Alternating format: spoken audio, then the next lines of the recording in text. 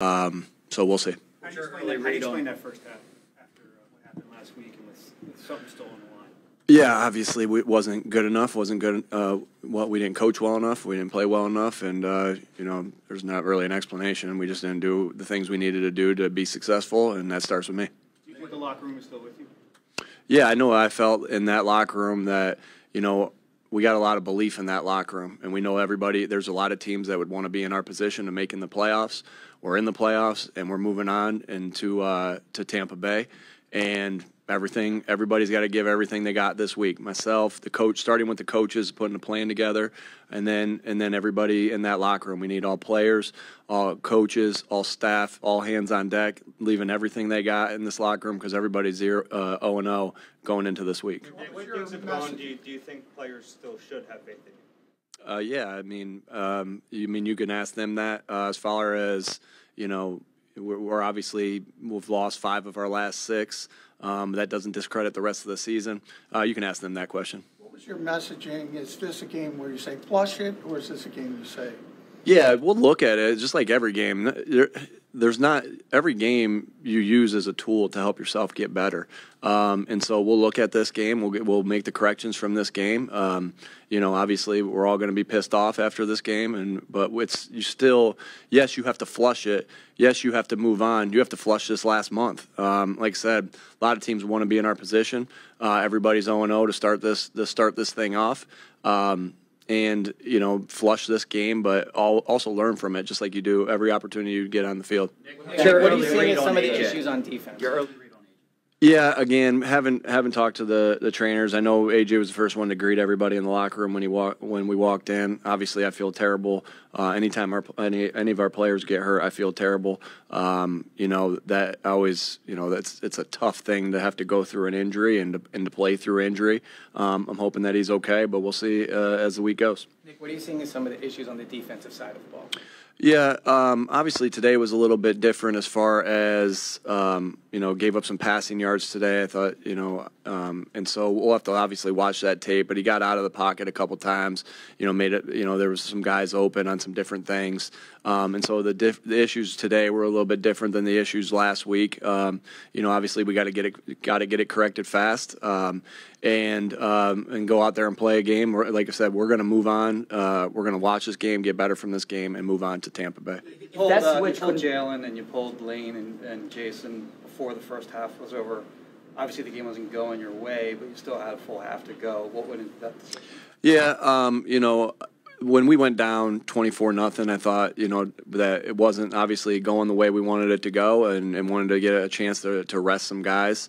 Like I told you guys, we went out there to play and to try to get ourselves going, and also not knowing what was going to happen in the other game. So obviously I was doing a little bit of scoreboard watching, and I think that at that time the Dallas game was close, but our game was 3-score game, and we hadn't moved it very very well, and they were up 24-0, and that's why I had to make that decision at that point. Do you think you gave Jalen enough answers versus the blitz, knowing that Wink was going to put you up? Obviously we didn't do well enough there. So anytime it doesn't go well enough, then that's going to be on me. And so no. The answer to that is no.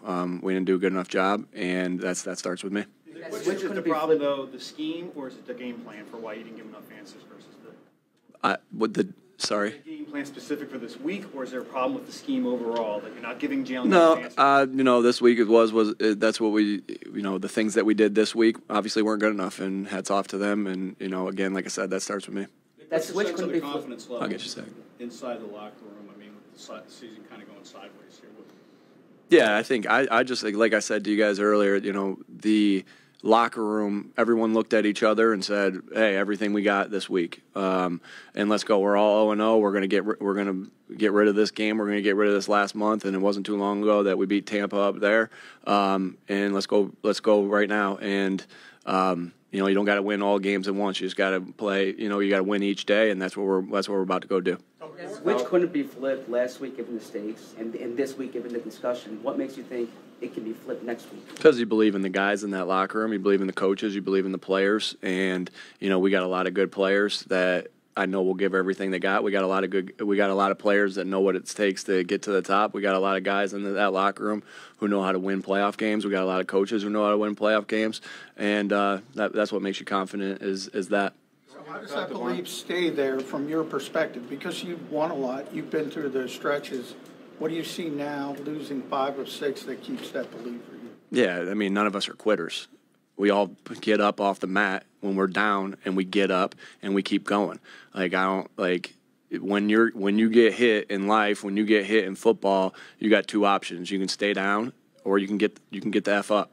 And I know this group is fighters. I know this group will get up.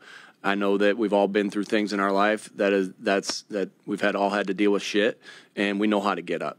And that's why we're all sitting in this room. The same message that I talked to the guys about last year, going into the NFC Championship game about, not only are we physically tough, we're mentally tough, and thinking about all the stuff that you've been through in your life, and why you're in this seat right now. Is the same message I would say right now.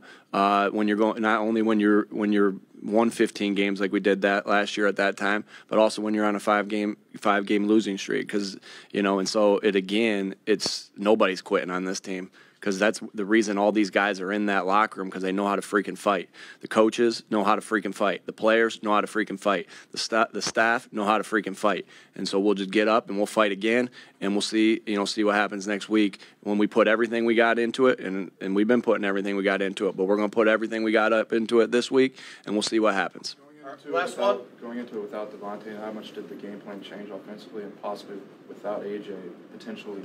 Yeah, I'm not thinking about. We're obviously going to move on to Tampa. I don't know what the status is on those guys yet. We'll think about that after I talk to the talk to the trainers. But things change obviously when 2 big playmakers are not on the field, as far as the way you attack and the way you do different things. Listen, we didn't attack well enough as a coaching staff when AJ was on the field, and we got to make sure we figure out how to do that next week going into Tampa. All right, thanks, folks.